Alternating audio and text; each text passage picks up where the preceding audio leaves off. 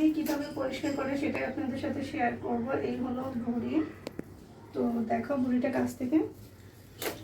আর এই ভুঁড়িটা পরিষ্কার করা খুবই সহজ। আমি এখানে চুন আনছি, এই যে শামুকের হোক আর ঝিনুকের হোক, আমার এটা ঝিনুক চুন হয়তো নেবে, তো আমি এখান থেকে চুন দিয়ে দিচ্ছি। এই যে এটুকু চুন দিয়ে দিচ্ছি, এখন এটাকে লাগাই দিব।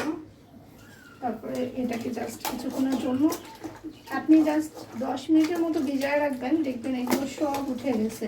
আর সাথে সাথে ডলা দিলেও উঠে যাবে, দেন একটু সময় ভিজায় রাখলে কি হয়, ভালো হয়। তো আমি একটু সময় ভিজায় রাখতেছি।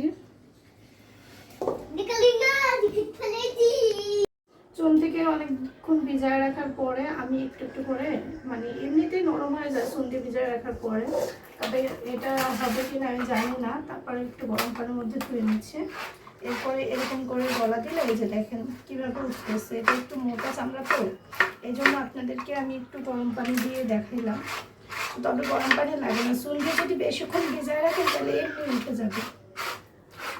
এই যে দেখেন এরকম করে সম্পূর্ণটা আমি পরিষ্কার করে নিয়ে আসতেছি, আপনাদের সাথে শেয়ার করবো। যে নরমগুলো না এমনি উঠে যাবে। যে